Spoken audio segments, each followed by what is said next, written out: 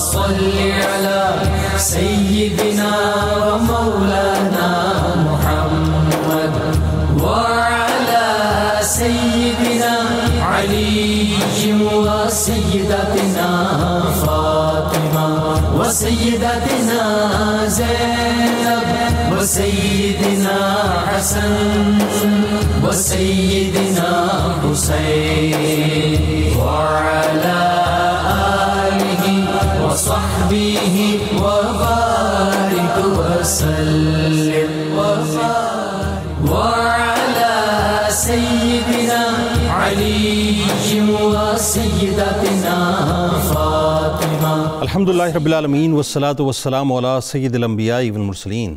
اللہم صلی علی سیدنا و مولانا محمد وعلی آلہ واصحابہ وبارک وسلم وصلی علیہ. دنیا کے تمام دیکھنے والوں، تمام جاننے والوں، تمام پیار کرنے والوں کو، اور جہاں جہاں تک اس وقت میری آواز کو سنا اور مجھے دیکھا جا رہا ہے، جنید اقبال کی جانب سے انتہائی محبت کے ساتھ السلام علیکم. ایک بار پھر ناظرین آپ کو پر نور صبح میں صبح نور کے ساتھ میں خوش آمدید کہتا ہوں. آئیے بلا توقف ہم چلتے ہیں حضرت ابو انیس محمد برکت علی علیہ رحمہ کی تالیف اسماء النبی الکریم صلی اللہ علیہ وآلہ وسلم سے رسول اللہ صلی اللہ علیہ وآلہ وسلم کا ایک اسم مبارک پیش کرتے ہیں. سیدنا قائد العاشقین صلی اللہ علیہ وآلہ وسلم، ہمارے سردار، عاشقوں کے رہنما، درود و سلام بھیجے اللہ آپ صلی اللہ علیہ وآلہ وسلم، آپ صلی اللہ علیہ وآلہ وسلم کی آل پاک اور صحابہ کرام رضوان اللہ تعالیٰ علیہم اجمعین پر. حضرت عبداللہ بن حشام رضی اللہ تعالیٰ عنہ بیان کرتے ہیں کہ ہم حضور نبی کریم صلی اللہ علیہ وسلم کے ساتھ شریک سفر تھے، اور آپ صلی اللہ علیہ وآلہ وسلم نے حضرت عمر بن خطاب رضی اللہ تعالیٰ عنہ کا ہاتھ تھاما ہوا تھا. حضرت عمر رضی اللہ تعالیٰ عنہ نے عرض کیا کہ یا رسول اللہ صلی اللہ علیہ وآلہ وسلم، آپ مجھے اپنی جان کے سوا ہر ایک چیز سے زیادہ محبوب ہیں. اس پر آپ صلی اللہ علیہ وآلہ وسلم نے فرمایا کہ نہیں، قسم ہے اس ذات کی جس کے قبضہ قدرت میں میری جان ہے، تم اس وقت تک مومن نہیں ہو سکتے یہاں تک کہ میں تمہیں اپنی جان سے بھی محبوب تر نہ ہو جاؤں. حضرت عمر رضی اللہ تعالیٰ عنہ نے عرض کیا یا رسول اللہ صلی اللہ علیہ وآلہ وسلم، اللہ رب العزت کی قسم، اب آپ صلی اللہ علیہ وآلہ وسلم مجھے اپنی جان سے بھی زیادہ محبوب ہیں. تو آپ صلی اللہ علیہ وآلہ وسلم نے فرمایا کہ اے عمر رضی اللہ تعالیٰ عنہ، اب تمہاری محبت کامل ہوئی ہے. جب بات ناظرین کامل محبت کی آ گئی تو آئیے ذرا ایک ایسی ہستی کا تذکرہ پاک کرتے ہیں آج کہ جس نے اللہ اور اس کے رسول صلی اللہ علیہ وآلہ وسلم کی محبت میں دنیا کی بادشاہی کو ٹھوکر مار دی. ناظرین، دنیا کی کرسی کو ٹھوکر مار دی اور اس دائمی بادشاہی کو اپنا لیا جس سے اللہ بھی راضی ہیں، رسول اللہ صلی اللہ علیہ وآلہ وسلم بھی راضی ہیں. آپ امام الارض ہیں، ابھی نام بتاؤں گا میں آپ کو. آپ امام الارض ہیں، آپ مرشد خلق ہیں، مقتدائے قوم ہیں، پیشوائے امت ہیں، منبع فیوز و برکات ہیں، سید الاصفیاء ہیں، سرخیل صوفیاء ہیں، سلطان التارکین ہیں، برہان السالکین ہیں، مقرب بارگاہ رب العالمین ہیں، جناب سیدنا ابو اسحاق ابراہیم بن ادم رحمۃ اللہ علیہ کا ناظرین میں تذکرہ کر رہا ہوں، جو دولت علم سے مالا مال ہیں، معرفت و طریقت میں باکمال ہیں، اور آسمان ولایت کے گہر تابدار ہیں، اور حقائق و کمالات میں بے نظیر اور تقوی میں بے مثال ہیں. معاملہ یہ ناظرین کہ حضرت جنید بغدادی علیہ رحمہ آپ کو مفاتیح العلوم فرماتی، یعنی تمام علوم و اسرار کی کنجی بنیادی طور پہ آپ کے پاس ہے. امام اعظم امام ابو حنیفہ علیہ رحمہ آپ کو سید العرفاء یعنی سیدنا کہہ کر پکارا کرتے تھے، جن کو ناظرین اللہ نے بلخ کی بادشاہی عطا فرمائی، کرسی سے، عزت سے، جاہ و حشم سے نوازا، ایسا اعلیٰ مقام عطا فرمایا کہ آپ کو فیض حاصل ہوا امام باقر علیہ السلام سے بھی، آپ کو فیض حاصل ہوا امام ابو حنیفہ رحمۃ اللہ علیہ سے بھی، آپ کو فیض حاصل ہوا فضیل بن ایاز رحمۃ اللہ علیہ سے بھی، آپ کو فیض حاصل ہوا سفیان ثوری رحمۃ اللہ علیہ سے بھی، اور اس کے علاوہ کئی اور صوفیہ کرام سے آپ کو فیض حاصل ہوا. آپ ان چند ہستیوں میں سے ہیں کہ جنہوں نے تخت و تاج کو چھوڑ کر مکمل فقر کو اختیار، جسے خالص فقر کہتے ہیں ناظرین، خالص فقر کو آپ نے اختیار کر لیا. حضرت داتا گنج بخش علی حجویری علیہ رحمہ نے آپ کو امیر عمرہ کا لقب دیا. یعنی ان میں دونوں طرف اشارہ ہے کہ آپ دنیا کے بادشاہوں کے بادشاہ بھی ہیں اور دینی بادشاہوں کے بھی آپ بادشاہ ہیں. آپ رحمۃ اللہ علیہ کا ایک لقب سالک طریق لقا ہے، اس کا مطلب یہ ہے کہ راہ مشاہدہ کا مسافر جب آپ رحمۃ اللہ علیہ نے توبہ کی تو پھر ہر قدم پر ناظرین کیا کمال توبہ ہے، اور واقعات انشاءاللہ آج بیان کریں گے کہ 2 رکعت نفل ادا کرتے کرتے آپ مکہ مکرمہ کی طرف عازم سفر ہوئے۔ جب وہاں پہنچے تو دل کی کیفیت بدلی تو پھر کعبۃ اللہ مقصود بالذات نہ رہا بلکہ کعبے والا مقصود بالذات ہو چکا تھا۔ آپ رحمۃ اللہ علیہ کا ایک لقب یگانہ عارف طریقت بھی ہے ناظرین۔ اس کا مطلب ہے کہ آپ رحمۃ اللہ علیہ اپنی ذات و صفات میں، اپنے کلام و افعال میں اور اپنے احوال میں مکمل طور پہ یگانہ ہیں، ایک ہیں۔ آپ رحمۃ اللہ علیہ کا ایک لقب ناظرین سید اقران ہے۔ اس کا مطلب یہ ہے کہ آپ رحمۃ اللہ علیہ زمانے کے جتنے اولیاء کرام ہیں سب آپ رحمۃ اللہ علیہ کی عظمت کے معترف ہیں اور سب آپ رحمۃ اللہ علیہ کو امام مانتے ہیں۔ بس آخری ایک چھوٹا سا واقعہ بیان کر رہا ہوں کہ آپ ظاہر بادشاہ تھے، جاہ و حشمت تھی، ایک تمکنت تھی، دربار سجا ہوا تھا، تو ایک بدو یعنی ایک غیر معروف اور نہ جاننے والا ایک بدو آیا آپ کی بارگاہ میں اور آ کر پوچھا کہ میں یہاں پر ٹھہرنا چاہتا ہوں۔ تو پہلے آپ نے سوال کیا کہ تم کون ہو؟ کہا میں بدو فلاں فلاں جگہ سے آیا ہوں۔ تو اس نے کہا کہ سرائے گاہ ہے، میں ٹھہرنا چاہتا ہوں۔ تو آپ نے فرمایا سرائے گاہ تو نہیں ہے۔ تو آپ نے فرمایا کہ سرائے گاہ ہی ہے، میں یہاں ٹھہرنا چاہتا ہوں۔ تو آپ نے فرمایا کہ سرائے گاہ تو نہیں ہے، تم ذرا میرے پاس آؤ۔ وہ چل کے ان کے پاس گیا، پھر سوال کیا کہ یہ بتائیں کہ آپ سے پہلے یہاں پر کون تھا؟ فرمایا کہ میرے والد تھے۔ پھر پوچھا کہ ان سے پہلے کون تھا؟ فرمایا میرے دادا تھے۔ فرمایا پھر یہ سرائے گاہ تو ہے، کیونکہ دادا تھے، والد تھے، وہ چلے جائیں گے، آپ چلے جائیں گے، آپ کے بعد کوئی اور آئے گا، تو یہ سرائے گاہ نہیں ہے تو اور کیا ہے؟ میں اس سرائے گاہ ہی میں ٹھہرنا چاہتا ہوں۔ بس یہ جملے ادا کرنے تھے ناظرین کہ دل کی دنیا مکمل طور پہ تبدیل ہو گئی۔ رات سوئے ہوئے تھے، اچانک چھت پہ ایک آواز آنے لگی، تو پوچھا کون ہے چھت کے اوپر؟ تو آواز آئی کہ اونٹوں کو تلاش کرتے ہیں۔ فرمایا کہ چھت پہ اونٹ کہاں ملتے ہیں؟ تو جواب یہ ملا کہ نرم گرم بستروں پر بھی اللہ نہیں ملتا۔ بس یہ جو چوٹ لگنی تھی، اس چوٹ نے دل کی دنیا کو تبدیل کر دیا، اور ایسا تبدیل کیا کہ بادشاہی چھوڑی، کرسی چھوڑی، جاہ و حشمت کو چھوڑا، سب کچھ چھوڑا اور اللہ کے راستے کو اختیار کر لیا، فخر کو اختیار کر لیا۔ آج انہی کی بات ہو رہی ہے ناظرین۔ پینل ہمارا انتہائی ممتاز ہے اور آپ ان کو بہت پسند کرتے ہیں۔ پہلی شخصیت معروف عالم دین، ممتاز عالم دین محترم جناب پروفیسر محمد سعید احمد خان صاحب۔ دوسری شخصیت ممتاز مذہبی اسکالر محترم جناب ڈاکٹر محمد نوید اظہر صاحب۔ اور تیسری شخصیت ممتاز اسلامک اسکالر محترم جناب پروفیسر بشارت صدیق ہزاروی صاحب۔ آپ تینوں کو میں خوش آمدید کہتا ہوں، السلام علیکم۔ آج پروفیسر صاحب ایک ایسی شخصیت کا ظاہر تذکرہ ہے کہ پڑھ کے حیرت ہوتی ہے۔ آج تو لوگ کاؤنسلرشپ چھوڑنا نہیں چاہتے، کسی کو اگر چھوٹی سی کرسی مل جائے، چھوٹا سا منصب مل جائے، اس کو نہیں چھوڑنا چاہتے۔ کہاں جاؤ حشمت، کہاں اتنی بادشاہی۔ میں چاہتا ہوں سب سے پہلے ابراہیم بن آدم رحمۃ اللہ علیہ کے حوالے سے ان کا یہ خاندانی تعارف لوگوں کو سمجھا جائے۔ جی بسم اللہ الرحمن الرحیم، اللہم صلی علی محمد وانزلہ المقعد المقرب عندک یوم القیامہ۔ عزیزم جنید صاحب، آپ نے بڑے خوبصورت انداز میں حضور نبی اکرم رحمت عالم صلی اللہ علیہ وسلم کے ایک ایسے امتی کا ذکر کیا جزاک اللہ کہ جنہوں نے حکومت کو ٹھوکر مار کر، حکومت بھی وہ کہ جس کے لیے مثال دی جاتی ہے کہ جو سکھ اپنے چبارے نہ بلخ نہ بخارے، اتنی خوبصورت حکومت کو چھوڑ دینا اور بادشاہت سے فقر میں ایسا مثالی ہونا کہ سید اقران کہلانا کہ قیامت تک جتنی صدیاں آتی رہیں گی لوگ ان کو اپنے لیے نمونہ بناتے رہیں گے۔ ایک دینی طالب علم کی حیثیت سے میں تو یہ کہا کرتا ہوں کہ حضور نبی اکرم رحمت عالم صلی اللہ علیہ وسلم کی امت میں ایسے ایسے گوہر نایاب اور ناب پیدا ہوئے ہیں کہ اگر یہ پہلی امتوں میں ہوتے تو ان کے نام کی اللہ تعالیٰ قرآن پاک کی صورتیں نازل فرماتا۔ اللہ اکبر، اللہ اکبر، سبحان اللہ سبحان اللہ۔ سیدنا حضرت ابراہیم بن ادہم کے بیٹے ہیں۔ ادہم آئے تھے کوفہ سے اور یہ حضرت عبداللہ بن عمر رضی اللہ عنہ کی اولاد میں سے ہیں۔ اس وجہ سے آپ کے اندر فاروقی خون ہے۔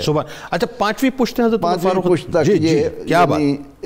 حضرت ابراہیم بیٹے ہوئے ادہم کے، ادہم بیٹے ہوئے سلیمان کے، سلیمان بیٹے ہوئے منصور کے، منصور بیٹے ہوئے ناصر کے، ناصر بیٹے ہوئے، اس طرح سے یہ سبحان اللہ سبحان اللہ سبحان حضرت عبداللہ تک پہنچتا ہے، جس کی وجہ سے آپ فاروقی خاندان سے تعلق رکھتے ہیں۔ تو وہ فاروقی رنگ پہ نظر آ رہا ہے نا؟ جی ہاں، ظاہر ہے۔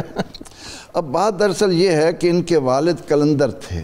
اچھا، حضرت ادہم معمولی انسان نہ تھے. ان کو والد سلیمان یا منصور نے اس انداز سے تعلیم دی تھی کہ حضرت خضر علیہ السلام کے ساتھ ان کی ملاقات رہتی تھی. ان کے والد کی جناب ادم رحمۃ اللہ کی. ٹھیک. وہ جب کوفہ سے بلخ آئے اجنبی تھے، اور اس وقت شہر جو آباد ہوتے تھے فصیلیں ہوتی تھیں، دروازہ ہوتا تھا داخلے کا، وہاں پہلے داخل نہ ہو سکے، لیکن اس کے بعد جب آپ کو داخلے کی اجازت مل گئی، ایک جگہ بیٹھے ہوئے تھے تو اچانک پتہ چلا کہ شرطے آئے، پولیس والے آئے، ہٹو ہٹو ہٹو، بادشاہ کی بیٹی کی سواری آ رہی.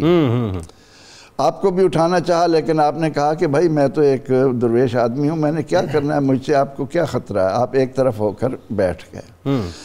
اللہ کا کرنا ایسا ہوا کہ سواری جب گزری تو ہوا کچھ تیز چل رہی تھی، شہزادی کے چہرے پر ان کی ایک اچانک نظر پڑ گئی.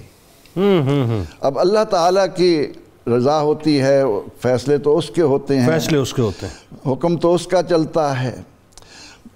اب قرآن کریم ہمیں ایک بات بتاتا ہے کہ وَمَا هَذِهِ الْحَيَاةُ الدُّنْيَا إِلَّا لَهْوٌ وَلَعِبٌ. دنیاوی زندگی کیا ہے؟ لہو و لعب، بالکل ایسا، کھیل تماشا.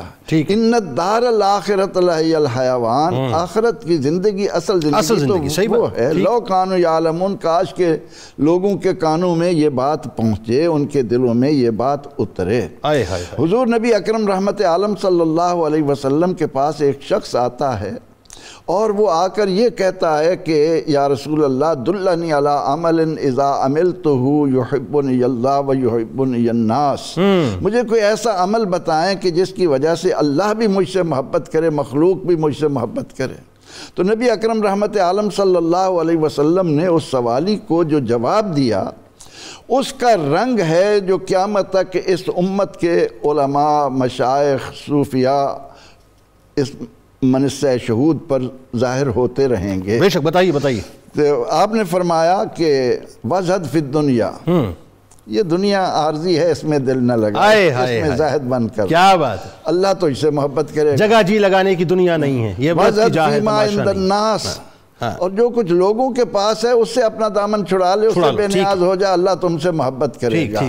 اب یہ وہ رنگ تھا جو کچھ لوگوں نے تخت سنبھال کر بھی کسی کو حاصل کیا، جس میں صدیق و عثمان رضی اللہ عنہ کی مثال ہے. اور کچھ وہ لوگ ہیں کہ سب کچھ ہوتے ہوئے بھی انہوں نے اس دنیا سے ظاہری طور پر ابو ذر ہیں، سلمان فارسی ہیں، انہوں نے کس انداز میں. تو یہ نمونہ جب حضرت فاروق اعظم رضی اللہ عنہ کی نسل میں ادھم تک آتا ہے، اور ادھم پہنچتے ہیں بادشاہ کے پاس. اچھا. بادشاہ کہتا ہے کہ کہاں یہ مرتبہ مقام کا آدمی، کہاں میں بادشاہ، میری شہزادی. ٹھیک ہے. لیکن اس نے جب آپ کا خاندان سنا تو کہا کہ 3 دن بعد آنا. 3 دن بعد پھر جب گئے تو وزیر ان کا کہنے لگا بادشاہ یہ کیا کر رہے ہیں، آپ اسے مجھ پر چھوڑیں. ٹھیک ہے. پھر اس بادشاہ وزیر نے خزانے سے ایک قیمتی موتی نکال کر ان کے سامنے پیش کیا اور کہا کہ اگر تم ایسا لے آؤ تو پھر ہم سوچیں گے کہ شہزادی کا نکاح تم سے کر دیں. آپ نے ہمت نہیں ہاری، گئے جا کر سمندر کو خالی کرنا شروع کر دیا. وہاں حضرت خضر علیہ السلام آئے، فرمایا کیا کر رہے ہو؟ اب مدد ان کی آ رہی ہے. ٹھیک ہے. تو اللہ تعالیٰ نے ایسا کیا کہ وہاں ایک کی بجائے ہزاروں موتی. سبحان اللہ. اب یہ سلسلہ پائے تکمیل تک پہنچا. آپ نے وہ لیے اور آ کر پیش کیے، لیکن اس پر بھی نہیں مانے. لیکن اللہ تعالیٰ کے فیصلے تو اپنے ہیں. بس ایک جملے میں سم اپ کر دیں تاکہ آگے. اس کے بعد جب وہ سکتہ کی مریضہ بنی، لوگوں نے سمجھا فوت ہو گئی ہے، انہوں نے کفن دفن کرنے لگے. بادشاہ نے کہا کہ یار اتنی چلتی پھرتی بیٹی، ایک دم اس دیوانے کو بلاؤ جو آئے تھے. آپ جب گئے آپ نے دیکھا، آپ نے کہا کہ نہیں یہ نہیں مری، یہ زندہ ہے. آپ نے فوراً وہ سکتے کے لیے اس کی کسی رگ کو ٹک دیا، خون نکلا تو وہ اٹھ بیٹھی. ٹھیک ہے. اب اس کے بعد یہ سلسلے کی بنیاد پڑی کہ باپ اللہ تعالیٰ سے اتنا محبت کرنے والا، عشق میں اس حد تک جانے والا، اور انہیں اللہ تعالیٰ نے ایک بادشاہ کی بیٹی بلخ میں اجنبی کے حوالے کر دی. یہاں سے آپ کا یہ خاندان کا آغاز ہوتا ہے. بادشاہت نہیں تھی، بادشاہت مل گئی. بادشاہ جو ہے وہ اپنا والد گرامی کو مل گیا علیہ رحمہ کو، اور اس کے بعد بادشاہت آپ میں منتقل ہو گئی. اچھا جی، اب بات وہ یہ کہ یہ کیسے ملی. یہاں تک تو بات ہو گئی کہ حضرت آدم رحمۃ اللہ علیہ کو. اب وہی بات ہے کہ اس میں یعنی ایک شخص ہے اللہ تبارک و تعالیٰ نے اس کو اتنا بڑا مقام دیا، اتنی بڑی بادشاہت دی، اور پھر اس کے بعد ڈاکٹر صاحب بات یہ ہے کہ دنیا تو ظاہر ہے آگے پیچھے گھومتی ہے، لیکن آپ نے سب کچھ چھوڑ دیا. جی بہت شکریہ. حضرت ابراہیم بن ادم بلخی رحمۃ اللہ علیہ، جن کی کنیت ابو اسحاق ہے، یہ کبار اولیاء میں سے ہیں اور سلسلہ عالیہ چشتیہ کے شجرہ طریقت میں حضرت حسن بصری سے 2 واسطوں سے مرید ہیں. سبحان اللہ. اور آپ کا اسم گرامی شجرے میں مذکور ہے، فضل کر ہم پر طفیل حضرت ابن ایاز شاہ ابراہیم بلخی بادشاہ کے واسطے. اللہ اللہ اللہ اللہ. اور خواجہ میر درد رحمۃ اللہ علیہ، جو نقشبندی سلسلے کے پریکٹسنگ صوفی تھے ہندوستان کے، اور اپنے والد محترم خواجہ محمد ناصر اندلیب کے سجادہ نشین تھے، انہوں نے بھی آپ کو خراج عقیدت پیش کیا ہے. سبحان اللہ. سبحان. اپنی ایک غزل کے مقطع میں کہتے ہیں کہ نہیں مذکور شاہاں درد ہرگز اپنی مجلس میں. سبحان. کہ ہم فقیروں کی مجلس میں بادشاہوں کا ذکر نہیں آتا. نہیں مذکور شاہاں درد ہرگز اپنی مجلس میں، کبھو کچھ ذکر آیا بھی تو ابراہیم ادم کا. کیا بات ہے جی، واہ واہ واہ. سبحان اللہ. کچھ ذکر آیا بھی تو ابراہیم ادم کا. ٹھیک ہے. آپ سے ایک حدیث بھی روایت ہے. اچھا. اور سنن الکبریٰ للبہقی میں وہ موجود ہے. حضرت ابن عباس رضی اللہ تعالیٰ عنہ کی روایت ہے، جس کو آپ نے روایت کیا ہے. وہ یہ کہ حضور صلی اللہ علیہ وسلم نے اپنی پگڑی کے پیچ پر سجدہ فرمایا. یہ حدیث آپ سے منقول. اچھا، آپ سے منقول. ٹھیک. تو آپ کے جو اقوال اور فرمودات ہیں وہ طریقت اور تصوف کا بیش بہا ذخیرہ ہیں. جناب. اور امام شارانی اور عبد الرحمن السلمی رحمۃ اللہ علیہ جیسے اکابر مشائخ نے ان کے اقوال اور فرمودات کو اپنی کتابوں میں نقل کیا. جی. آپ خود اپنا واقعہ بیان کرتے ہیں، فرماتے ہیں کہ میں شکار کھیل رہا تھا جنگل میں، شکاری کتا میرے ساتھ تھا، گھوڑے پر سوار تھا. تو روایت میں آتا ہے کہ ارنب یا سالب یعنی خرگوش یا لومڑی، یہ 2 جانور تھے جن کے پیچھے، دونوں میں سے کوئی ایک تھا جن کے پیچھے گھوڑا دوڑایا. تو اچانک اس جانور سے آواز آئی کہ الہٰذا خلقت ام بہٰذا امرت، کیا تمہیں اس مقصد کے لیے پیدا کیا گیا ہے یا تمہیں اس بات کا حکم دیا گیا ہے؟ اللہ اکبر. رکے، پھر دوڑے، پھر آواز آئی، پھر دوڑے، 3 مرتبہ ایسا ہوا. تو جو گھوڑے کی زین تھی اس سے آواز آئی کہ واللہ ما لہٰذا خلقت ولا بہٰذا امرت. اللہ اللہ. بخدا تمہیں اس مقصد کے لیے پیدا نہیں کیا گیا، شکار کے مقصد کے لیے نہیں پیدا، شکار کے لیے، اور نہ اس کا تمہیں حکم دیا گیا ہے. تو رک گئے، دل کی کیفیت بدلی اور گھوڑے کو واپس لائے. دیکھا کہ راستے میں ان کے والد جو بادشاہ تھے. اچھا، اس میں سردست وہ بھی تو بیان کر دیجئے، وہ ہرن والا واقعہ بھی جو ہے شکار کے مقصد کے لیے بیان، مطلب پیدا نہیں کیا گیا لیکن شکار ہونے کے لیے تو پیدا کیا گیا. شیخ عطار نے ہرن کا کہا، لیکن یہ جو ان کی زبان سے روایت ہے، شیخ کی اپنی زبان سے، اس میں ان 2 جانوروں کا، دونوں میں سے کسی ایک کا. تو واپس آئے تو دیکھا کہ ان کے والد جو خراسان کے بادشاہ تھے، ان کا چرواہا بکریاں چرا رہا تھا جنگل میں. آپ نے گھوڑا، اپنا سامان اس کو دیا اور اس کا جو اون کا جبہ تھا وہ لے کر بدن پر پہن لیا، اور گھر جانے کی بجائے پیدل ہی مکہ معظمہ کی طرف چل پڑے کہ اب میں دنیا کو چھوڑ کر اللہ کے راستے پر نکلتا ہوں. تو دیکھا کہ جنگل میں ایک آدمی چلتا ہوا جا رہا ہے. سوچا میں اکیلا ہوں تو اس کے ساتھ چلتا ہوں. تو اس کے ساتھ جب چلے تو مغرب کی نماز کا وقت ہوا. تو وہ جو آدمی تھا اس نے کوئی وظیفہ پڑھا، تو ایک برتن میں کھانا آ گیا، ایک برتن میں پانی آ گیا، اور نان نفقے کا انتظام ہو گیا. کئی روز تک یہی سلسلہ چلتا رہا. اچھا. پھر وہ جو آدمی تھا اس نے ان کو اسم اعظم بتایا اور خود غائب ہو گیا. اچھا. اب یہ اکیلے رہ گئے. ٹھیک ہے. خیال آیا کہ میں اکیلا ہوں اور دل گھبرا رہا ہے. وہی اسم اعظم پڑھا تو ان کا خوف دور ہو گیا. پیچھے سے ایک اور آدمی تھا، اس نے کمر پر ہاتھ رکھا. ٹھیک ہے. اور فرمایا کہ میں خضر علیہ السلام ہوں. اور وہ جنہوں نے اسم اعظم تلقین کیا تھا وہ حضرت داؤد علیہ السلام تھے. سبحان اللہ. تم اس اسم اعظم کو کسی کے نقصان کے لیے نہ پڑھنا ورنہ اس کی دنیا اور آخرت برباد ہو جائے گی۔ اللہ اکبر، اللہ تم اس کو اس لیے پڑھنا کہ تمہارے شوق میں اضافہ ہوتا رہے۔ اللہ اللہ اللہ اللہ، یعنی جن کی رہنمائی داؤد اور خضر علیہ السلام فرما رہے ہیں، ان کا مقام اور مرتبہ پھر کیا ہوگا جب آدمی اللہ کے لیے نکلتا ہے۔ بات کو تھوڑا روکتے ہوئے عرض کر دوں کہ حضرت الیاس، حضرت الیاس علیہ السلام، حضرت خضر علیہ السلام، حضرت خضر علیہ السلام، کیونکہ یہ دونوں حضرات زندہ ہیں، اور حضرت خضر علیہ السلام نے ان سے یہ فرمایا کہ جو تمہیں تعلیم دے گئے ہیں، تم نے سکھایا ہے، وہ حضرت الیاس ہیں، اور یہ دونوں بھائی حج کے موقع پر ہاں وہ بالکل ٹھیک ہے، یوم عرفہ کے موقع۔ روایات میں اختلاف آتا ہے۔ شیخ عبد الرحمن السلمی رحمۃ اللہ علیہ، جن کی کتاب طبقات الصوفیہ تصوف کی امہات کتب میں سے ہے، ٹھیک ہے، اور وہ اول درجے کے اول زمانے کے بزرگ ہیں، ٹھیک ہے، انہوں نے ان کا ذکر کیا ہے۔ ٹھیک ہے، بالکل صحیح، آگے سے ہاں، تو یہ اختلاف ہوتا ہے ان کی شخصیت کے حوالے سے، چونکہ یہ گمنامی میں رہے اور شہرت کو انہوں نے چھوڑ دیا۔ ٹھیک ہے، بالکل صحیح۔ یہ ان کے حالات اس طرح سے ہم بیان نہیں کر سکتے جس طرح سائنٹیفیکلی تذکرہ تحقیقی اعتبار سے بیان۔ بالکل ٹھیک، بالکل ٹھیک۔ اچھا، وضاحت ہو گئی۔ اظہری صاحب جی یہ بتائیے کہ اب یہ بات ایک فقر کی بات ہو رہی ہے، بادشاہت کا ایک فیز ہے، بڑا مشکل ہوتا ہے کسی کے لیے جو ہے کرسی کو چھوڑنا، جیسے کہ میں نے ابتدا میں بات کی تھی، اور وہی بات ہے کہ بالکل ہی زندگی کا یو ٹرن آ جائے کہ سب کچھ چھوڑ دیا، پیچھے عیش و عشرت کی طرف دیکھا بھی مڑ کے نہیں۔ اور اچھا ایک اور چیز جو میں ابراہیم بن آدم رحمۃ اللہ علیہ کے حوالے سے غور کرتا ہوں کہ کئی واقعات ہیں آپ کی زندگی میں جس نے ان کو نوک کیا، ایسے لگ رہا تھا کہ وہی قدرت چاہتی تھی بار بار نوک کر کے آپ کو اپنے در پہ بلانا، پھر کوئی ایک واقعہ جو ہے وہ سبب بن گیا اور آپ پلٹ کے اللہ کی بارگاہ کی طرف چلے گئے۔ جی بسم اللہ الرحمن الرحیم، والصلاة والسلام علی سید الانبیاء والمرسلین۔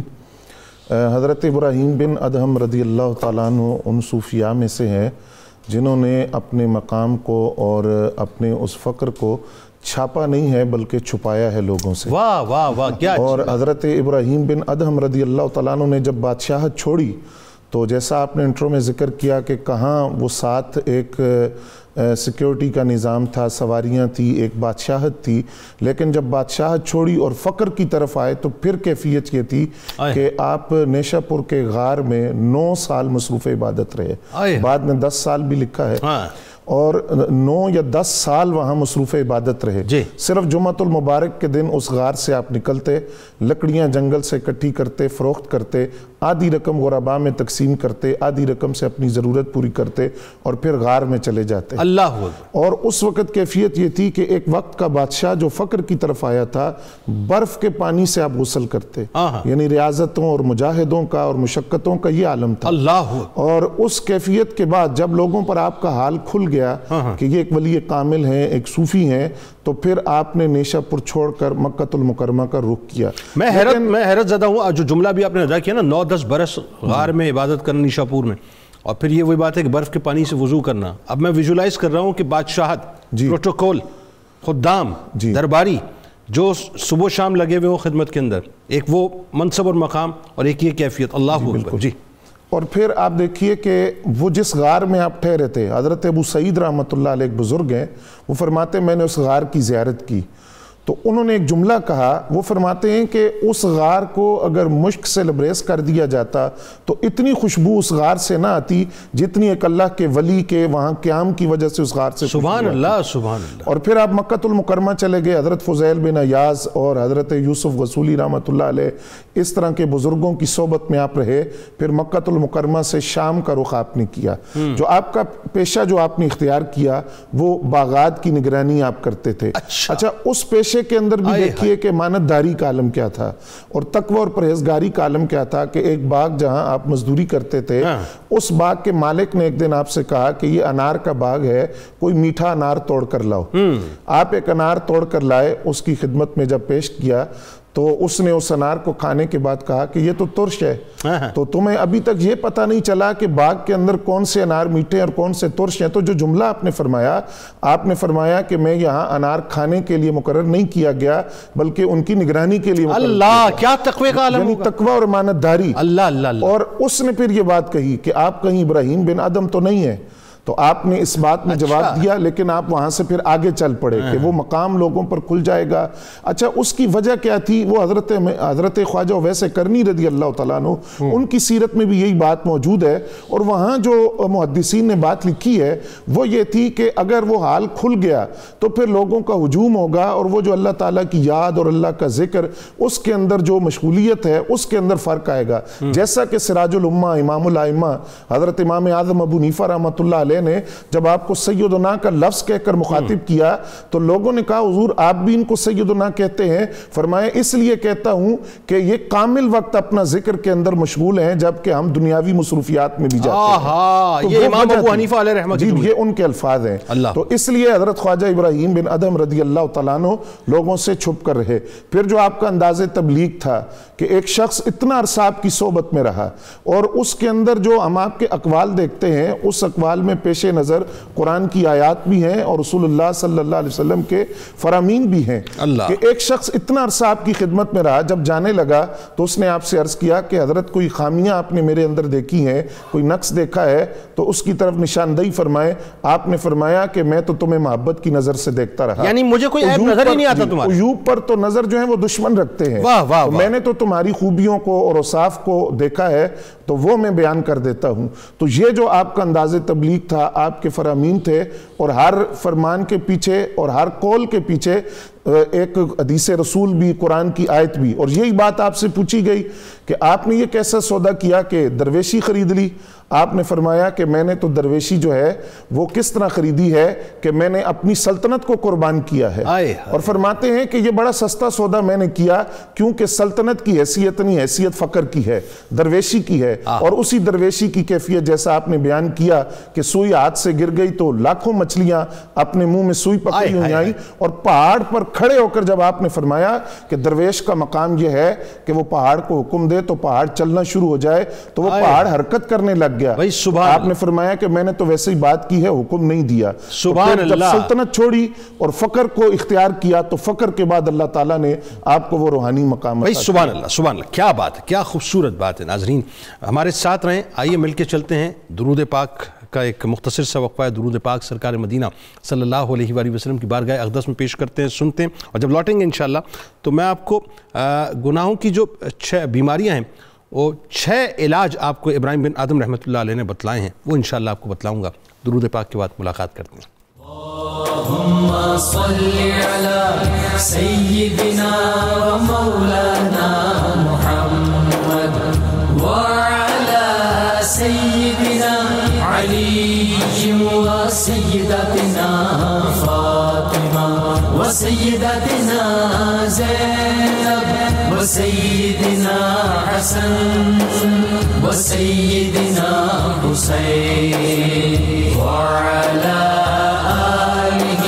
وصحبه وبارك وسلم وبارك اللهم صل على سيدنا ومولانا محمد وعلى سيدنا علي وسيدتنا فاطمة وسيدتنا زينب وسيدنا حسن وسيدنا حسين وعلى آله وصحبه وبارك وسلم وفاطمة فاطمة وسيدتنا زينب وسيدنا حسن۔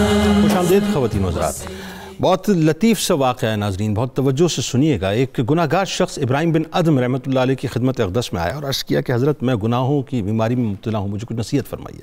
فرمایا 6 نسخے دیتا ہوں، اگر ان پر عمل کر لو گے تو انشاءاللہ گناہوں کی بیماری سے شفا یابی پا جاؤ گے۔ اور یہ 6 نسخے ناظرین ہم سب کو سننے چاہیے اور اس پر عمل کرنا چاہیے۔ سنیے، فرماتے ہیں کہ جب تم گناہ کرنا تو اللہ سے چھپ کر کرنا۔ اس نے عرض کیا کہ حضرت یہ کیسے ممکن ہے؟ اللہ تعالیٰ تو علام الغیوب ہے، وہ تو سب جانتا ہے، وہ تو دیکھ رہا ہے، وہ بصیر ہے، وہ ہر چیز کو سن بھی رہا ہے، دیکھ بھی رہا ہے۔ تو فرمایا جب اس بات کو جانتا ہے کہ اللہ دیکھ رہا ہے تو گناہ کرتے وقت تجھے شرم نہیں آئے گی کہ اللہ دیکھ بھی رہا ہے، وہ شاہد بھی ہے، ہر چیز پہ جو نظر رکھے ہوئے اس کے باوجود تو گناہ کرے گا۔ فرمایا کہ جب تو گناہ کرنا تو اللہ کا رزق مت کھانا، عرض کی حضرت کیسی بات کرتے، وہ رزاق ہے، وہ رازق ہے، وہ رزق دینے والا ہے، یہ کیسے ممکن ہے؟ فرمایا جب تو اس بات کو جانتا ہے کہ وہی رزاق ہے، وہی رازق ہے، اسی کا رزق ہے، تو تجھے شرم نہیں آئے گی کہ اس کا رزق کھائے اور اس سے نمک حرامی کرے۔ پھر فرمایا کہ جب تو گناہ کرنا تو اللہ کی زمین سے نکل کر، اللہ کی ملک سے نکل کے، ملکیت سے نکل کے کرنا۔ عرض کی حضرت کیا بات کرتے ہیں، یہ سارے عالمین اس کے ہیں، ساری زمین اس کی، زمین و آسمان اس کے، یہ کیسے ممکن ہے؟ فرمایا جب اس بات کو جانتا ہے کہ سب کچھ اس کا ہے، اسی کی ملک ہے، تو تجھے شرم نہیں آئے گی کہ اس کے ملک میں رہے، اس کی زمین پر رہے اور اس کے باوجود تو گناہ کرے۔ چوتھی چیز فرمائی کہ جب ملک الموت آئیں یعنی تیری روح قبض کرنے کے لیے، تو اس وقت ان سے کہنا مجھے تھوڑا سا وقت دے دیں۔ عرض کی حضرت کیا بات کرتے ہیں؟ بات یہ ہے کہ جس وقت ملک الموت آئیں گے اس وقت میرے پاس وقت، اور مجھے تو معلوم ہی نہیں ہے کہ کب آئیں گے، اور جب آئیں گے تو کیسے وقت دیں گے۔ فرمایا جب تو اس بات کو جانتا ہے کہ تو اس بات کو نہیں جانتا کہ تیری موت کا وقت کیا ہے، تو موت آنے سے پہلے موت کی تیاری کیوں نہیں کرتا۔ پھر فرمایا کہ جب تو قبر میں اتار دیا جائے اور منکر نکیر آ کے سوالات کرے تو ان سے کہنا کہ مجھے تھوڑا سا وقت دے دیں تاکہ میں جوابات کی تیاری کر لوں۔ عرض کی حضرت کیا بات کرتے ہیں، جب منکر نکیر آئیں گے، سوالات کریں گے، تو اس وقت مجھے جواب دینے ہیں، تیاری تو اس سے پہلے کرنی ہوگی۔ تو فرمایا کہ جب تو اس بات کو جانتا ہے کہ تجھے تیاری پہلے کرنی ہے، تو قبر میں اترنے سے پہلے ان سوالات کی تیاری کیوں نہیں کرتا۔ اور آخری بات فرمایا کہ جب تو محشر میں اللہ کی بارگاہ میں پیش ہو، اور جس وقت تیرا فیصلہ ہو جائے کہ تجھے واصل جہنم کیا جا رہا ہے، تو اللہ سے عرض کرنا یا اللہ اتنا موقع دے دے کہ میں دوبارہ اچھے اعمال کر کے تیری بارگاہ میں آ جاؤں۔ عرض کی حضرت کیا بات کرتے ہیں، جب فیصلہ ہو جائے گا تو اس وقت گنجائش نہیں رہے گی۔ فرمایا جب تو اس بات کو جانتا ہے کہ فیصلے کے بعد فیصلہ تبدیل نہیں ہوگا، تو فیصلہ ہونے سے پہلے اس بات کا فیصلہ کیوں نہیں کرتا کہ اپنے رب کو راضی کر لے۔ یہ 6 نسخے ہیں ناظرین، گناہ کرنے سے پہلے اگر صرف ان 6 نسخوں پہ ایک نظر انسان کر لے تو میرا خیال ہے کہ انشاءاللہ بلکہ یقیناً پھر گناہ نہیں کرے گا۔ جی پروفیسر صاحب، واعظ و نصیحت کا آپ کی زندگی میں جو واعظ و نصیحت کے معاملات نظر آتے ہیں، واقعات کی صورت میں پوری کائنات جو ہے وہ آپ نے سمو دی ہے، تو کچھ بیان کیجئے، کچھ لوگوں کو بتائیے۔ ایک جو ان کا بات یہ ہے کہ یہ جو ہمارے اسلاف ہیں جنہوں نے ولایت کے ستارے بن کر قیامت تک آنے والی امت کو بتایا ہے کہ کامیابی کی راہ یہ ہے، ان کا ایک خاص وصف ہمیشہ سامنے رکھنا چاہیے کہ انہوں نے اپنے آپ کو پہلے علم میں مضبوط کیا۔ مفاتیح العلوم جن کے لیے جنید بغدادی رحمۃ اللہ علیہ رہے ہوں، وہاں کیا کیفیت ہوگی۔ اللہ یہ جو آج یعنی پڑھے لکھے بغیر ایسے درویش بن کر لوگوں کو گمراہ کرنے کے لیے بیٹھ جاتے ہیں اور ایسی باتیں کہہ دیتے ہیں جن کی وجہ سے جگ ہنسائی ہوتی ہے، وہ اس بات کو حضرت جنید بغدادی رحمۃ اللہ علیہ، حضرت ابراہیم بن ادم رحمۃ اللہ علیہ کی زندگی میں دیکھیں کہ علم بھی ہے، بادشاہت بھی ہے۔ پھر یہ مقام کیوں ہے؟ آپ فرمایا کرتے تھے کہ محشر میں وہی عمل وزنی ہوگا جس کو یہاں ادا کرتے ہوئے گرانی ہو۔ اللہ قرآن پاک نے ایک ہمیں راز دیا کہ انہا لکبیرۃ الا علی الخاشعین الذین یظنون انہم ملاقو ربہم وانہم الیہ راجعون۔ اللہ مشکل اس وقت حل ہوتی ہے کہ جب انسان اس بات کا تصور کرے کہ میں نے اللہ کے ہاں جانا ہے۔ اب اس علم نے جو ابراہیم بن ادم رحمۃ اللہ علیہ نے بڑی محنت سے حاصل کیا تھا، اس نے آپ کو اس بات کی طرف جب لگایا تو پھر آپ یہ دیکھیں کہ بزرگ لکھتے ہیں کہ آپ نے جب رخ کیا کہ اب میں بادشاہت کو چھوڑ کر جنگل میں جاؤں، تو آپ ایک ایسے صحرا میں جانے لگے کہ جب وہاں داخل ہوئے تو شیطان ایک بزرگ صورت بن کر آپ کے سامنے آ گیا اور کہنے لگا کہ جناب آپ کو معلوم نہیں آپ کس جنگل میں جا رہے ہیں، اس کے لیے زاد راہ لے جانا ضروری ہے۔ ٹھیک۔ آپ نے جب اس کی بات یہ سنی تو فرماتے ہیں کہ مجھے یقین ہو گیا کہ یہ شیطان ہے جو مجھے نیکی میں جانے سے روک رہا ہے۔ فرماتے ہیں میری جیب میں 4 سونے کے درہم تھے، میں نے وہ بھی اٹھا کر پھینک دیے، اور اس کے بعد جب زنبیل فروخت کر کے جو ہے آپ نے وہ یا زنبیل یا وہ زمین جو بھی چیز بیچ کر آپ نے حاصل کیے تھے وہ بھی نکال کر پھینک دیے، اور اللہ پر توکل کرتے ہوئے جب اس جنگل میں چلے تو فرماتے ہیں کہ جب میں 1 میل کا سفر کر لیتا تھا تو 400 نفل پڑھتا۔ اللہ اکبر۔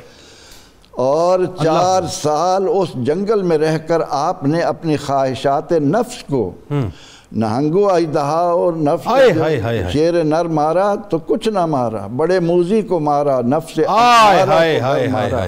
हज़रत इब्राहिम बिन अदम रहमतुल्लाह अलैह अपने इस अमल से हमें ये तालीम दे रहे हैं कि ख्वाहिशात को छोड़ना आसान नहीं है, इनके लिए इंसान को मेहनत करना पड़ती है। और फिर आप ये फरमाते हैं कि जिस आदमी को 3 बातें मयस्सर ना आएँ वो इबादत की लज्जत नहीं पा सकता। अच्छा, वो क्या है? आप फरमाते हैं कि एक तो ये होना चाहिए कि तिलावत कुरान जब करे तो दिल जमई की कैफियत, सुभान अल्लाह, यानी ये कैफियत होनी चाहिए कि इंसान अपने रब से बातें कर रहा है, रब उसके साथ मुतकल्लिम है। और फिर दूसरा फरमाते हैं कि इंसान जब नमाज की हालत में खड़ा हो तो पूरी दिल जमई, जिसके लिए हम कहते हैं कि अल्लाह की इबादत इस तरह कर गोया कि तू उसे देख रहा है, बिल्कुल या तो तू नहीं देख रहा, वो तुझे देख रहा है, बिल्कुल ठीक। और तीसरी चीज़ वो फरमाते हैं कि जब जिक्र अज़कार हो तो फिर पूरी दिल जमे। अब ये 3 चीज़ें इंसान को हासिल हों तो फिर वो उसका समर पाता है, वरना ये है कि रिवायती तौर पर मैंने तिलावत की, रिवायती तौर पर नवाफिल पढ़े, रिवायती तौर पर ज़िक्र किया, तो इन बातों से कुछ हासिल नहीं होता। और ये चीज़ें इब्राहिम बिन अदम रहमतुल्लाह अलैह की ज़िंदगी में हमें इसलिए नज़र आती हैं कि उनके कल्ब पर चोट लग चुकी थी, उन पर दुनिया की ज़िंदगी की हकीकतें खुल चुकी थी। उलमा लिखते हैं ना कि जब आप बादशाह थे तो आपके बिस्तर पर फूल बिखेरे जाते, और जो खादमा इस ड्यूटी पर मामूर होती थी, एक दिन ऐसा हुआ कि वो कहने लगी कि बादशाह रोज़ाना यहाँ लेटता है, मैं तैयार करती हूँ, मैं भी ज़रा लेट कर तो देखूँ क्या। ऐसे लेटी, हवा चल रही थी, उसको नींद आ गई। इतने में बादशाह आए, इब्राहिम बिन अदम को गुस्सा आया कि लौंडी होकर मेरे बिस्तर पर लेट गई है। आपने उसे मारना शुरू किया और वो आगे से हंस रही है। जब वो मारते हैं वो हंसती है। फरमाया कि हंसती क्यों हो? कहने लगी इब्राहिम, ये सोचती हूँ थोड़ी देर लेटी हूँ, इतनी सज़ा मिल रही है, तू रोज़ाना लेटता है, ना मालूम तुझे कितनी सज़ा। अल्लाहु अकबर, अल्लाहु अकबर, अल्लाहु अकबर, क्या बात है। ये टर्निंग पॉइंट हैं जो हमारी ज़िंदगी में कदम कदम पर आते हैं। सैयदना इब्राहिम बिन अदम रहमतुल्लाह अलैह अपनी हयात तय्यबा का एक एक लम्हा इस तरह गुजार गए कि असहाबे कहफ का तो हम जिक्र करते हैं, हम दीगर औलिया कामिलीन का जिक्र करते हैं, और अपनी उम्मत के जो उलमा हैं, औलिया हैं, अल्लाह ताला ने जिन्हें इस मर्तबा मकाम पर पहुँचाया है, उन्होंने हमारे सामने ये मिसालें रखी हैं कि अगर कब्र को रोशन करना है, अगर आखिरत की रुसवाई से बचना है, अगर नकीरैन के जवाबों में कामरानी चाहिए, तो फिर अपने नफ्स से पूछो कि इस दुनिया की लज्जतों को तो आपने कदम कदम पर अपनी ज़िंदगी में इसी बात की तरफ तवज्जो दिलाई, और इस हाल में रहे कि जब आप बैतुल मक़दस के लिए तशरीफ़ ले गए तो वहाँ आपने टाट ओढ़ा हुआ था और जाकर एक चटाई में छुपकर रात को लेट गए। ठीक। फरमाते हैं कि कुछ रात का जब वक्त गुजरा तो वहाँ 40 अब्दाल आए। वो आकर जब वहाँ पर ज़िक्र अज़कार के लिए बैठने लगे तो उनमें से एक बोला कि आज हमारे दरमियान कोई ऐसा शख्स मौजूद है जो अजनबी है, जो हम में से नहीं है। ठीक है। तो जो सरदार थे उस ताइफे के, वो कहने लगे कि आज यहाँ इब्राहिम बिन अदहम मौजूद। भाई सुभान अल्लाह, सुभान अल्लाह, क्या बात है। उनकी खुशबू आ रही है। तो आप फिर फौरन निकल आए और कहा कि मुझे भी अपने साथ शामिल कीजिए। तो ये जब तक इंसान अपने कल्ब पर नजर न करे और अपनी हकीकत माद की तरफ तवज्जो न करे, उस वक्त तक कुछ नहीं हो सकता। जिंदगी इबादत और रियाजत कोई हैसियत। अच्छा, जितनी शदीद नजर आती है, मिसाल के तौर पे जब आप मक्का मुकर्रमा की तरफ जा रहे हैं, रिवायतें बताती हैं 14 बरस की तकरीबन जो है वो 14 बरस तकरीबन लगे थे पहुँचने में, ऐसा ही है ना। और आप जो है वो अपना दोगाना नमाज अदा करते करते जो है वो जाते थे। अगर सिर्फ इस वाक़े को उठा लें, जी हाँ, मतलब हमारे तसव्वुर से बाहर है। हम अगर किसी से ये कहें कि साहब ऐसा इस दौर में कोई सोच सकता है, जी हाँ, सोचों में भी ये बात नहीं आ सकती। सुभान अल्लाह। इतना शदीद, इतनी शदीद रियाजत और मुजाहिदा और इबादत। वही जो हातिफ़े गैबी से आवाज़ आई थी ना कि आले हाज़ा खुलिकता ام بہذا امرتا، کہ کیا تم اس مقصد کے لیے پیدا کیے گئے ہو یا یہ تمہیں حکم دیا گیا ہے. یہ اسی کی تعبیر تھی کہ انہوں نے پھر اپنی ساری لائف کو چینج کر دیا. اچھا مکے میں بھی پھر انتظار ہو رہا تھا، اللہ نے وہاں بھی انتظام کر کے رکھا، وہ بھی انتظار ہو رہا تھا. وہ تو پھر لمبا واقعہ. حضرت رابعہ بصریہ رحمۃ اللہ علیہ ادھر سے جا رہی تھی، ادھر سے حضرت ابراہیم بن ادم آئے. تو حضرت نے جیسا ارشاد فرمایا علم کی بڑی اہمیت ہے ان کے ہاں، اور فرماتے ہیں کہ علم اس لیے حاصل کرو کہ اس پر عمل کرو. بعض لوگوں کے پاس علم تو بہت زیادہ ہے لیکن ان کا عمل جو ہے وہ چونٹیوں کے برابر. اللہ اکبر اللہ. تو یہ وہ باتیں ہیں جو صوفیاء نے اپنے عمل سے ثابت کی ہیں اور ان مقامات کو اختیار کیا ہے. اللہ آپ کا اپنا ہی واقعہ جو ہے اپنی زبان سے فرماتے ہیں کہ جب میں راہ سلوک پر چل نکلا تو مصر میں اسکندریہ میں ایک آدمی مجھے ملا، اس نے مجھے کچھ نصیحتیں کی. فرماتے اس نے مجھے پوچھا کہ تم کس سفر پر نکلے ہو، دنیا تم نے کیوں چھوڑی ہے؟ تو میں نے اس کو بتایا کہ میں نے اللہ سے ثواب حاصل کرنے کے لیے اور آخرت کے اجر کے لیے دنیا چھوڑی. اللہ اللہ اللہ اللہ. تو اس نے کہا کہ یہ آخرت کا اجر اس وقت تک نہیں ملتا جب تک آدمی مشکلات کو برداشت کرنے کا جذبہ اپنے اندر پیدا نہیں کرتا. تو زندگی میں جو مشکلات آئیں ان کو تم برداشت کرنا، اس سے یہ ہوگا کہ تمہارے دل میں ہدایت کا نور روشن ہو جائے گا. وہ ایک چراغ کی مانند ہوگا اور اس کی روشنی اتنی زیادہ ہوگی کہ قرآن مجید کی ناسخ اور متشابہ آیات میں فرق کرنے کی صلاحیت تمہارے اندر پیدا ہو جائے گی. اور پھر یہ نصیحت کی کہ جب بھی اللہ والوں کی مجلس میں بیٹھو ان کو ناراض نہ کر بیٹھنا، کیونکہ ان کی خوشی میں اللہ کی خوشی ہے اور ان کی ناراضی میں اللہ کی ناراضی ہے. اور یہ وہ لوگ ہیں کہ جو روز قیامت انبیاء اور صدیقین کے ساتھ بیٹھے ہوئے ہوں گے، ان کے ہم نشین ہوں گے اور پھر اللہ تعالیٰ کے ہم نشین ہوں گے. اللہ اللہ اللہ. ان کو ناراض کرنا تو بڑی بدبختی ہوگی. اچھا ڈاکٹر صاحب، جن کی مجالس کا یہ عالم ہو کہ ایک دفعہ حضرت شفیع بلخی علیہ رحمہ سلطان ابراہیم بن ادم رحمۃ اللہ علیہ کی بارگاہ میں گئے تو ایک درویش بیٹھے تھے، تو جب ان سے پوچھا کہ گزر بسر کیسے ہوتا ہے تو فرمایا کہ ملتا ہے تو کھا لیتا ہوں، صبر کرتا ہوں. تو جواب کتنا کمال آیا. یہ تو گلی کے کتے بھی کرتے ہیں. کمال تو یہ ہے کہ اگر ملے تو تقسیم کرو ورنہ صبر کرو. اچھا وہی بات ہے، وہ جو میں چاہتا ہوں وہ جو ایک وہ جو وضو خانے والا واقعہ ہے نا، مسجد والا، وہ بھی ذرا سا بیان کر دیجئے نا کہ کیا اللہ تبارک و تعالیٰ کی قدرت جو ہے کس کی دعا کو قبولیت کا شرف دینے کے لیے کہاں لے کے گئی. جی آپ کریں، آپ بہت اچھا بیان کریں. نہیں پلیز آپ بتائیے، بلکہ ہزاروی صاحب سے پوچھتے ہیں، آپ کنٹینیو کیجئے. جی عبادت کے حوالے سے بات کر رہے تھے. اچھا اس نے اور جو نصیحت کی، کہنے لگا کہ بخل کیا ہے. اس آدمی نے کہا کہ کبھی بخیل نہ بننا. فرماتے ہیں میں نے اس آدمی سے پوچھا کہ آپ کس چیز کو بخل قرار دیتے ہیں؟ انہوں نے کہا کہ اہل دنیا کا بخل اور ہے، اہل آخرت کا بخل اور ہے. اہل دنیا کا بخل یہ ہے کہ وہ دولت کو سنبھال کر رکھتے ہیں، پیسے کو خرچ نہیں کرتے. اللہ اللہ اللہ. لیکن اہل آخرت کا بخل یہ ہے کہ وہ نفس کو اللہ کے راستے میں خرچ نہ کریں اور نفس کو بچا کر رکھیں. اس بخل سے تم بچنا. نفس کو مشقت میں ڈالنا، اللہ کے راستے میں اس کو استعمال کرنا، خرچ کرنا، اس سے عبادت کرنا، طاعات میں زندگی گزارنا. اللہ ایک نصیحت انہوں نے یہ کی کہ جب اللہ تعالیٰ کسی آدمی پر ناراض ہو جاتے ہیں تو پھر اپنے بندوں کا دل اس کی طرف سے پھیر دیتے ہیں.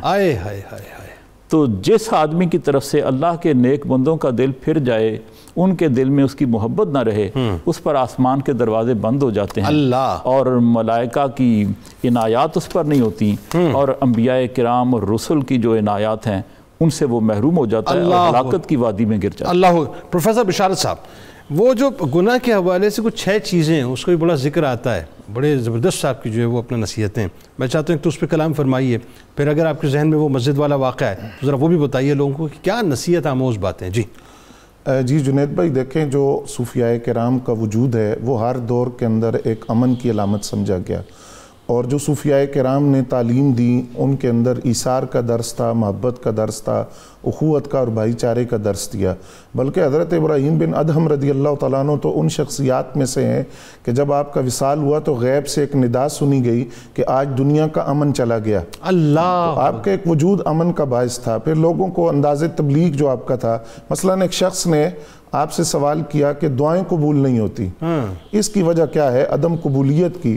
تو آپ نے فرمایا کہ اس کے اندر تمہارا اپنا قصور ہے. پہلی بات آپ نے یہ فرمائی کہ اللہ رب العزت کو اپنا خالق کہتے ہو لیکن اس کی فرما برداری نہیں کرتے، رزق اس کا کھاتے ہو لیکن اس کا شکر ادا نہیں کرتے۔ اللہ اکبر، اللہ اکبر۔ پھر آپ نے فرمایا کہ دوسروں کی عیب جوئی کرتے ہو اپنے عیوب کو جانتے ہوئے بھی۔ اللہ اکبر۔ پھر فرمایا کہ موت کا یقین ہے لیکن جان بوجھ کر غافل بنے ہوئے ہو۔ پھر فرمایا کہ اپنے ماں باپ کو خود اپنے ہاتھوں سے تم قبر میں اتارتے ہو لیکن عبرت حاصل نہیں کرتے۔ اللہ اکبر۔ فرمایا جب یہ باتیں ہیں ان باتوں کی طرف توجہ کرو گے اور ان کے اندر جو خامیاں تمہاری ذات میں ان کو دور کرو گے تو دعا تمہاری قبول ہو جائے گی۔ یعنی دنیا کی بے ثباتی پہ آپ نے کلام کیا اصل میں، کہ کچھ بھی نہیں ہے، یہ منصب، یہ جاؤ عشمت، یہ کرسی کچھ بھی نہیں ہے۔ جی بالکل۔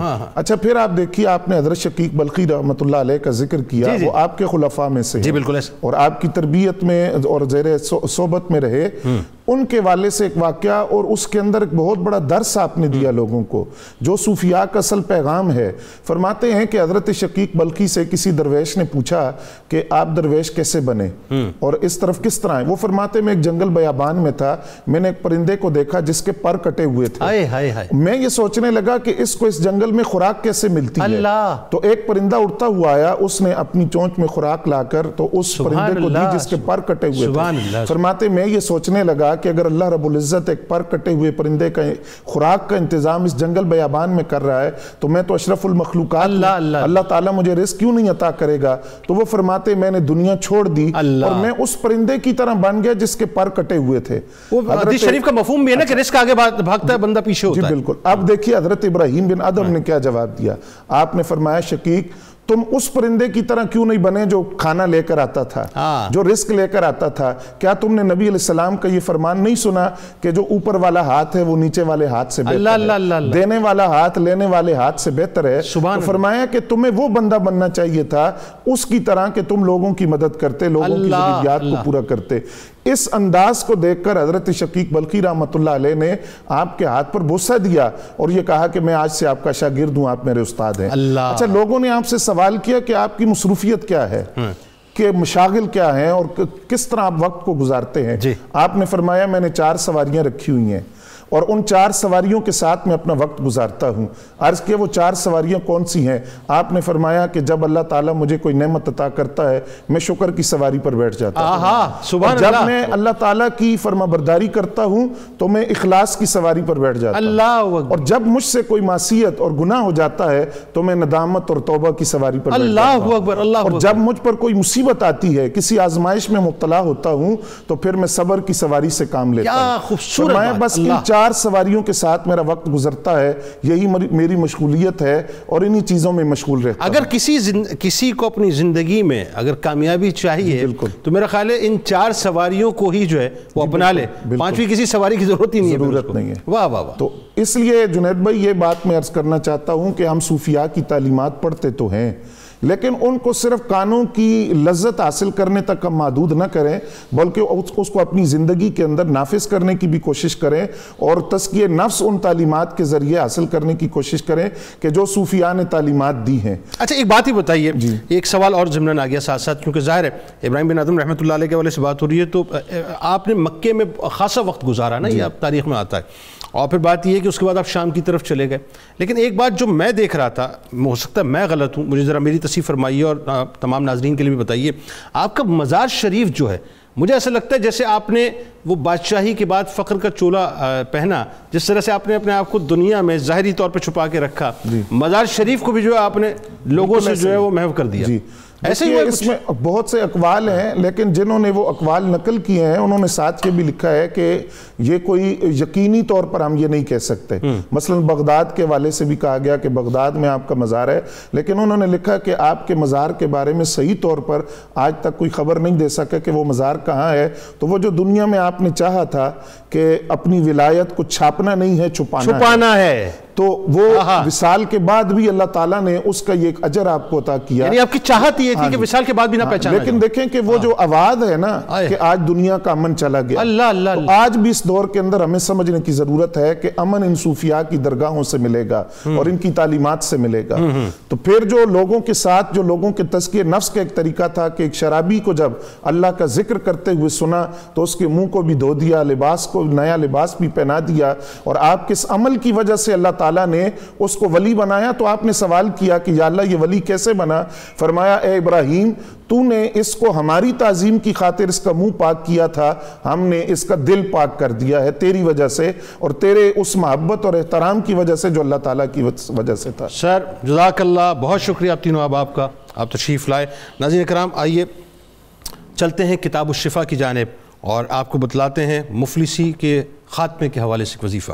روزانہ نماز فجر سے قبل اپنے گھر کے چاروں کونوں میں 10 بار اللہ تعالیٰ کا اسم مبارک یا رزاقوں کا ورد کرنے سے اس گھر سے مفلسی کا خاتمہ ہو جاتا ہے اور گھر خوشیوں سے بھر جاتا ہے۔ حضرت فضیل بن عیاض رحمۃ اللہ علیہ کا قول مبارک ہے کہ بہترین جہاد ادائیگی نماز پر استقامت اختیار کرنا ہے۔ اگر آپ اس حوالے سے یعنی حضرت ابراہیم بن ادم رحمۃ اللہ علیہ سے مضمون پڑھنا چاہتے ہیں تو 92 نیوز میں روزنامہ 92 نیوز میں آج آپ پڑھ سکتے ہیں۔ ٹویٹر پہ آپ ہمیں فالو ضرور کیجئے، فیس بک پیج کو ضرور لائک کیجئے، یوٹیوب چینل کو ضرور سبسکرائب کیجئے، بیل آئیکن کو کلک کیجئے۔ اور آئیے جناب اس نعرے کا وقت ہے جسے میں دو قومی نظریہ کہتا ہوں۔ اللہ تعالیٰ پاکستان کے محافظین کی، پاکستان کے چپے چپے کی حفاظت فرمائے۔ آپ وہاں موجود ہیں، اسکالرز یہاں موجود ہیں، مل کے نعرہ لگاتے ہیں پاکستان کا مطلب کیا؟ لا الہ الا اللہ محمد رسول اللہ صلی اللہ علیہ وآلہ وسلم۔ اس دعا، اس امید، اس یقین کے ساتھ اجازت دیں کہ لا یؤمن احدکم حتی اکون احب الیہ من والدہ وولدہ والناس اجمعین۔ اللہ تعالیٰ آپ کا، ہمارا، پاکستان کا اور امت مسلمہ کا حامی و ناصر ہو۔ اللہ حافظ۔ اللهم صل على سيدنا ومولانا محمد وعلى سيدنا علي وسيدتنا فاطمة وسيدتنا زينب وسيدنا حسن وسيدنا حسين